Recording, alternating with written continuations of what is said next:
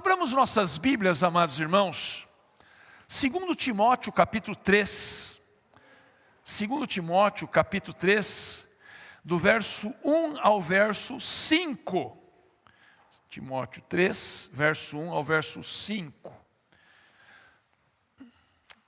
Um texto conhecido e muito importante nos dias de hoje estarmos recordando o que Paulo escreveu para Timóteo acerca dos últimos dias. Abramos nossas mentes, nosso coração para recebermos essa palavra. Diz assim: sabe, porém, isto: nos últimos dias sobrevirão tempos difíceis, pois os homens serão egoístas, avarentos, jactanciosos, arrogantes, blasfemadores, desobedientes aos pais, ingratos, irreverentes, desafeiçoados, implacáveis, caluniadores, sem domínio de si, cruéis, inimigos do bem, traidores, atrevidos, enfatuados, mais amigos dos prazeres do que amigos de Deus, tendo forma de piedade, negando-lhe, entretanto, o poder. Foge também destes. Amém. Fala, Senhor, conosco, nesse momento, ó Pai, em que abrimos a Tua palavra e buscamos nela direção, buscamos nela esperança, buscamos nela edificação. Fala, Senhor, usando o Teu servo neste momento, ó Pai, e que o Teu Espírito abra cada ouvido, cada coração, para receber a boa semente. Em nome de Jesus. Amém. Amados, visto sob qualquer ótica, é inegável que a humanidade vive tempos difíceis. E não apenas as nações estão em conflito. Temos Israel bombardeando Gaza, bombardeando o Líbano. Hoje já morreram várias crianças. Em Gaza, 70% das mortes foram de mulheres e crianças. Irmãos, não dá para aceitar uma coisa dessa. Não dá. A Rússia invade a Ucrânia, milhares de mortes. A invasão da Ucrânia tem proporcionado, infelizmente, a maior onda de pessoas que deixaram suas casas de um país. 2 milhões de pessoas tiveram de deixar a Ucrânia. Mas não são apenas as nações que estão em conflito. Os indivíduos estão em conflito.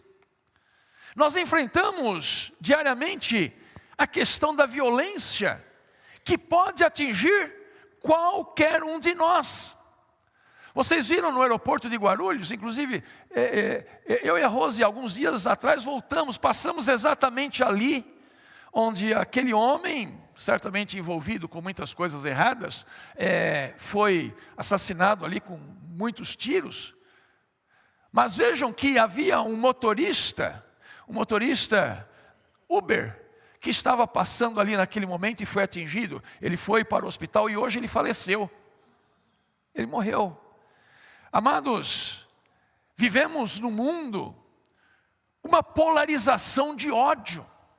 Eu acompanhei as eleições americanas. Um lado odeia o outro.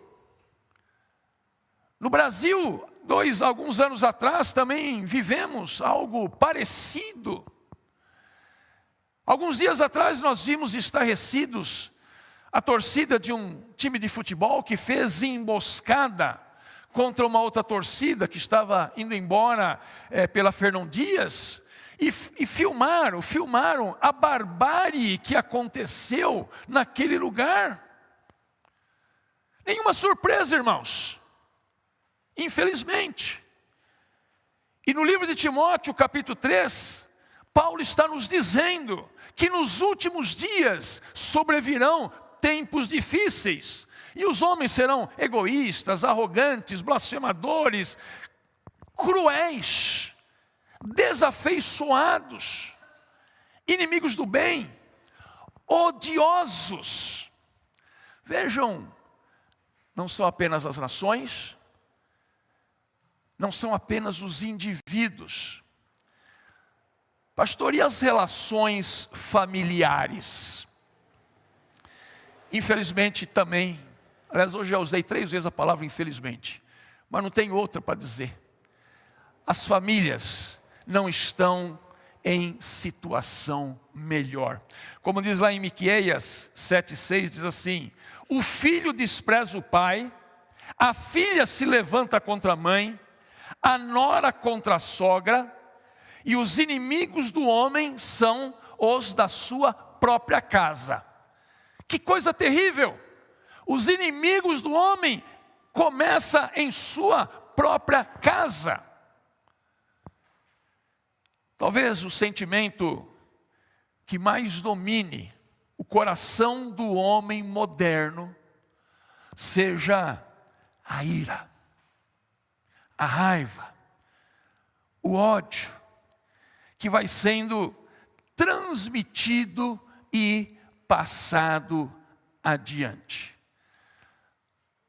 Isso tudo, amados, é altamente contagioso. Vai passando de pessoa para pessoa. Se alguém está xingando, se alguém está cheio de ódio, ele vai passando isso para as outras pessoas, e vai passando para os filhos, e os filhos vão passando para os netos, e assim por diante. A Bíblia, ela fala muito sobre as emoções humanas.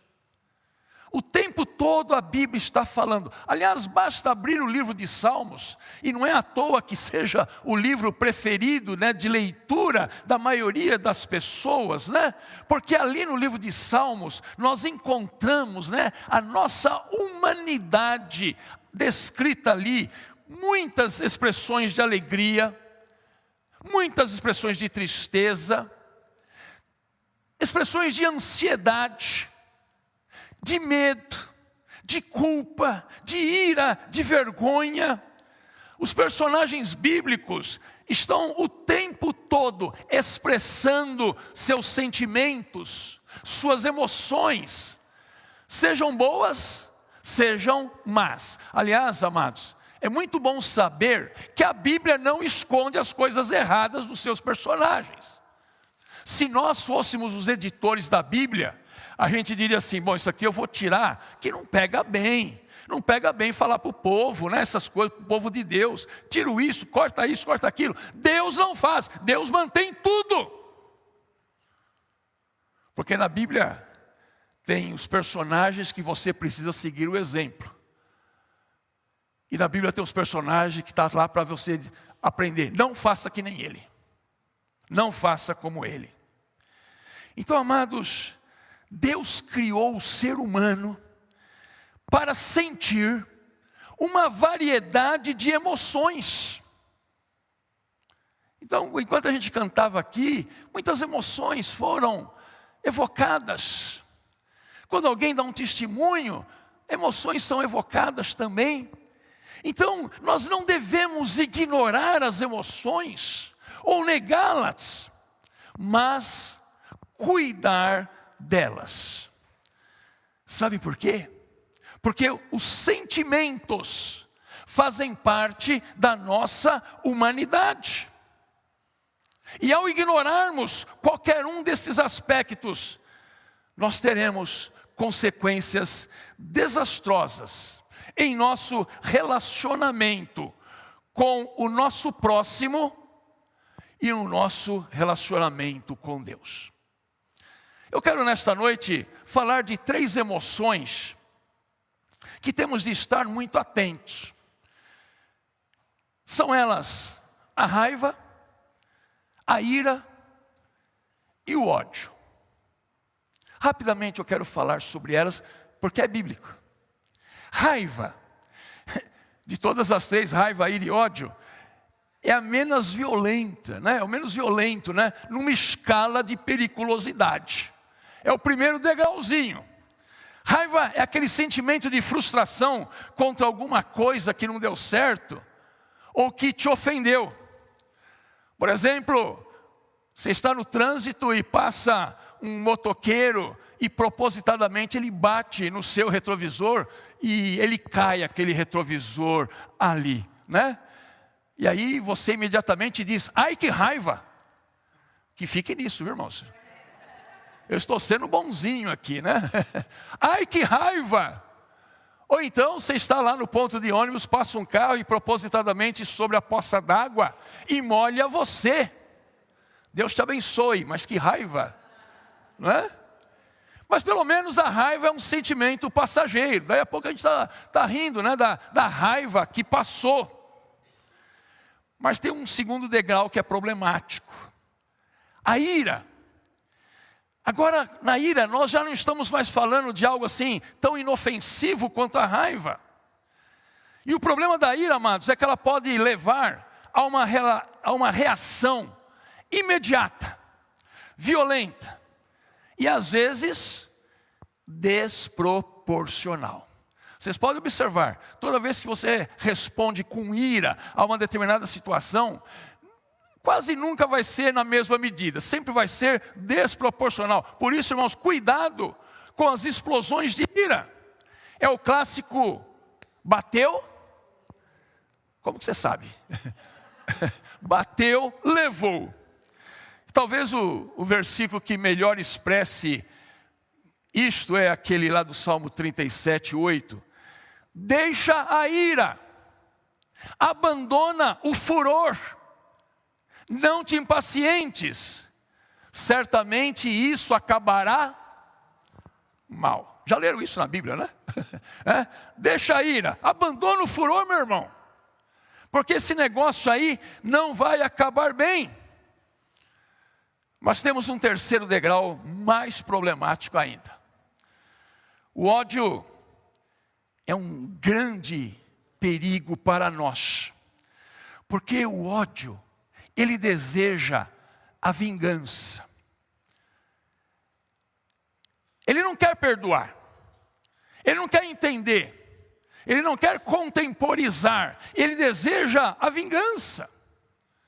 E é pior do que a raiva. E o ódio, amados, é interessante isso, né? Ele é alimentado pelo tempo. Ou seja, quanto mais tempo passa, mais aumenta. Lá em Santana de Parnaíba, lembro-me que tinha um irmão que disse, tão logo nós abrimos o trabalho lá, ele disse que tinha vindo para São Paulo para acertar contas com uma pessoa de algo que essa pessoa fizera décadas atrás. Mas ele disse que felizmente ele encontrou Deus aqui em São Paulo e ele desistiu do que ele veio fazer. Mas o ódio o consumiu por anos e anos. E o ódio, amados, ele também afeta o testemunho do cristão diante do mundo. E afeta o seu relacionamento com Deus. Às vezes a gente ouve falar tanto assim, né, de guerra espiritual e tal, né? Tem crente que acaba perdendo a primeira grande batalha já nos seus relacionamentos, já no seu dia a dia. O ódio, irmãos, não conhece limites. Ele cega a pessoa e a escraviza, porque a pessoa passa a viver em função dele. E nós podemos ver isto com muita tristeza, mas de forma clara, em nossa sociedade. Predomina na sociedade, e é inegável dizer que há um ódio racial. A todo momento nós vemos, do nada, alguém ofendendo o outro por causa da cor de sua pele. Esses dias eu vi um rapaz que teve de deixar o condomínio onde ele morava, porque ele não suportou tantas expressões de ódio ali. Deus do céu, ódio racial. ódio homofóbico, que jamais deveria sair da boca do cristão, ódio homofóbico. Há o discurso também xenofóbico. E o que é discurso xenofóbico? O que é xenofobia? É a aversão, a hostilidade contra estrangeiros, contra raças diferentes. Xeno, no grego, é estrangeiro, estranho. Meu irmão, minha irmã, se você tivesse de se relacionar lá no seu serviço, na sua escola, com um palestino, como seria a sua reação, a sua posição? Alguns anos atrás, há 2, 3 anos atrás, com um chinês. Não, o chinês fez vacina que tem um microchip que vai dentro de mim e faz, né? Umas coisas, irmãos. E de repente o chinês foi visto como o mal da humanidade. Um árabe, como que seria a sua reação? Isso é xenofobia, é ódio. E Deus condena todo ódio. Diz lá em 1 João, aquele que odeia o seu irmão está nas trevas, e anda nas trevas, e não sabe para onde vai, porque as trevas lhe cegaram os olhos. Mas é interessante também, que a xenofobia, ela não precisa ser contra estrangeiro. Ela também pode ser xenofobia regional. No Brasil existe muito xenofobia regional, que é contra quem nasceu em determinadas regiões do país, que eu não vou falar, para não incentivar. Mas existe. Nasceu em tal lugar, é assim, assim, não quer saber de trabalhar, é assim, assado, por causa disso, por causa daquilo. É uma forma de xenofobia. Vocês sabem, e o irônico, né? Vocês sabiam, amados, que Deus sempre teve um cuidado muito especial com 3 tipos de pessoas na Bíblia? Alguém arrisca quem são esses 3 que vêm sempre junto essas palavras? Está lá no Pentateuco, está nos profetas, está no Novo Testamento. Quem são esses 3 que Deus demonstra ali um cuidado muito especial?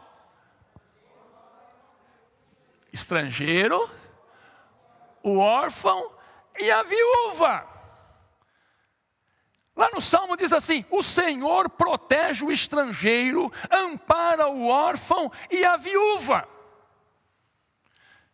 Acha aí para mim, Deuteronômio 27, 19, o que diz lá em Deuteronômio 27, 19, amados, para a gente ver que o que a Bíblia fala. Vamos ler juntos.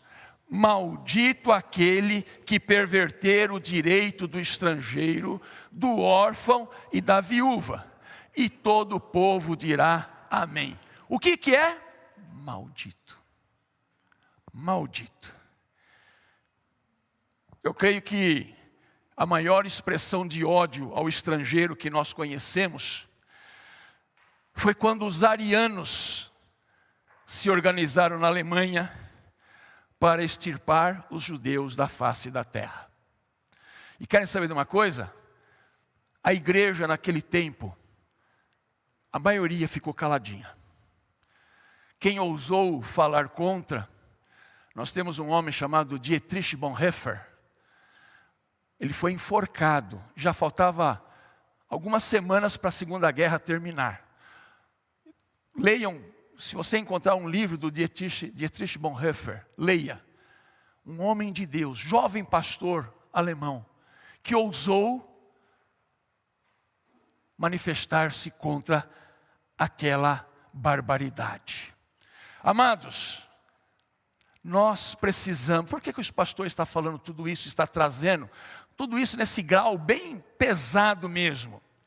É porque nós precisamos, como cristãos, deixar o Espírito Santo nos curar de todo sentimento negativo, de todo sentimento destrutivo, e nos guiar através dos sentimentos que Deus quer colocar em nosso coração. Quando nós pertencemos à igreja, quando nós pertencemos ao corpo de Cristo, Deus está tratando os nossos sentimentos. Deus está tratando as nossas emoções. A gente vem para a igreja, quando chega na igreja, lá na nossa história de salvação, com muitos preconceitos, com muitas ideias que são próprias do mundo, que não faz bem ao cristão ter aquelas ideias, aquela postura, aquele posicionamento. E Deus começa a nos tratar. Já ouviram falar do círculo do ódio? É uma sequência de gestos, de atos, de palavras, que vão reproduzindo um modo de vida ao qual ofende o próximo e desagrada a Deus. E muitas vezes, irmãos, nós fazemos parte disso. E como discípulos de Cristo, nós somos chamados para reproduzir o bem, para encher o mundo de palavras boas, de gestos que transformam e abençoam a vida do outro. Isto é ser crente nesses dias. Isto é ser evangélico. Aliás, eu não gosto mais de falar essa palavra evangélico, não. Porque é cada gato diferente num saco. Cada gato que não tem nada a ver com o outro. Eu não quero mais falar nisso, porque, infelizmente, olha a palavra infelizmente outra vez, né? O evangélico, irmãos, está trazendo tristeza a Deus, ao coração de Deus. Porque ele fala o que não deveria falar, defende ideias que o evangelho diz claramente, você não pode defender isto. E o círculo de ódio é algo que vai nascendo aqui e acolá, e vai contaminando nossas vidas. Por favor, coloca para nós aí. Vejam só. Rompendo o círculo do ódio.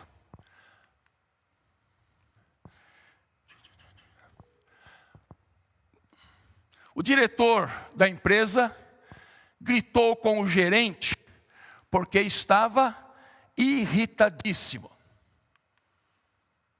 O gerente, chegando em casa, gritou com a esposa, acusando-a de gastar demais. A esposa, nervosa, gritou com a empregada, que acabou deixando um prato cair no chão. A empregada chutou o cachorro, no qual tropeçara enquanto limpava os cacos de vidro. O cachorro saiu correndo de casa e mordeu uma mulher que passava na rua. Essa mulher foi à farmácia fazer um curativo e tomar uma vacina. E ela gritou com o farmacêutico, porque a vacina doeu. O farmacêutico, ao chegar em casa, gritou com a esposa, porque o jantar não estava do seu agrado. Até agora, só tem gente passando ódio. Sua esposa passou a mão em seus cabelos e disse: querido, eu sei que você não é assim. Estou percebendo que você chegou muito nervoso. Fique calmo. Amanhã eu farei aquele prato que você gosta. E ela retirou-se, deixando-o sozinho com seus pensamentos. Nesse momento, rompeu-se o círculo do ódio. E como diz aqui, né? Porque o ódio esbarrou na tolerância, na empatia e no amor, que começa a ser quebrado, né? O ódio, através de pequenos gestos e palavras. Obrigado. O ódio que começou com aquele diretor da empresa, numa ponta, e foi, e esbarrou na tolerância e na sabedoria de uma mulher. Esbarrou no perdão, esbarrou no amor de alguém. Meu irmão, minha irmã, se você se vê nesse círculo, e é muito fácil de entrar nesse círculo, porque uma coisa leva a outra, que leva a outra, que leva a outra, e a gente vai só aumentando a raiva, aumentando a ira, aumentando o ódio. Lembre-se que você é chamado por Deus para romper esse ciclo. Você é crente, você é homem de Deus, você é mulher de Deus. Quebra esse círculo maldito que o diabo está facilitando na face da terra. Existe, já vou terminando, no interior, do ser humano, essas tendências. Lá em Gênesis 1, amados, diz que a terra era sem forma e vazia, que significa que era um amontoado, caótico e tenebroso. Assim era a terra, até que Deus começou a ordenar as coisas uma a uma. E eu estava dizendo que dentro do ser humano existe algo muito semelhante a esse estado caótico que era a terra. Existe um caos dentro do homem. Nós somos seres fragmentados, agressivos, muitas vezes irados. Todavia, amados, o mesmo Deus que pôs em ordem o cosmos com a sua palavra, Ele pode redirecionar o nosso ser. O mesmo Deus que fez daquela terra tão caótica, tão terrível, tão assombrosa, Ele pode fazer o mesmo dentro de nós.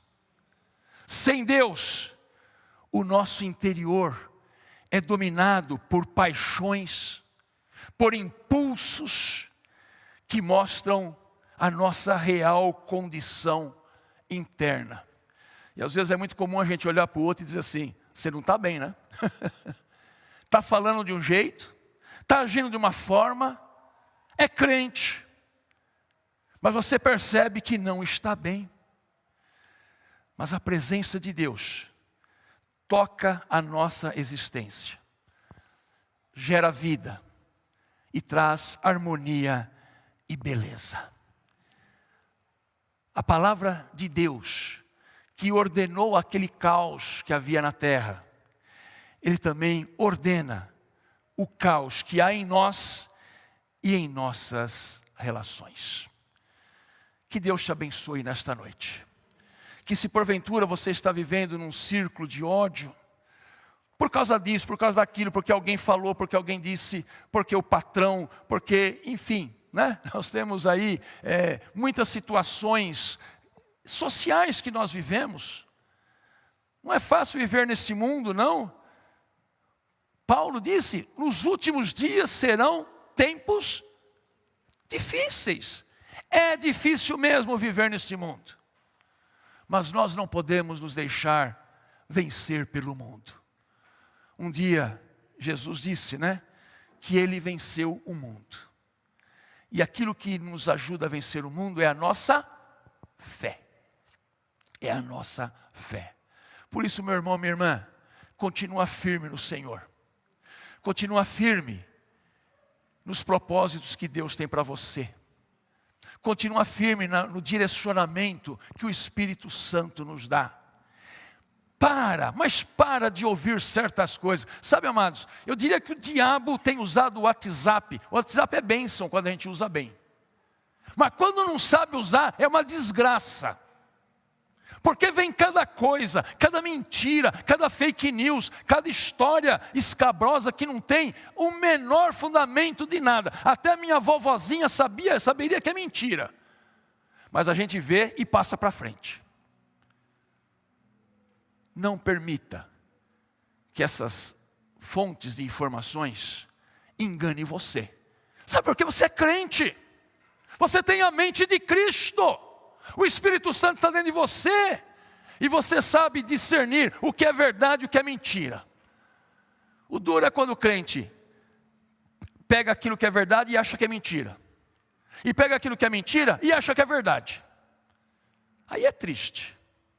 Por isso, amados irmãos, amadas irmãs, vamos quebrar todo o ciclo de ódio, de tristeza, de coisas, de conversas que só trazem mal-estar.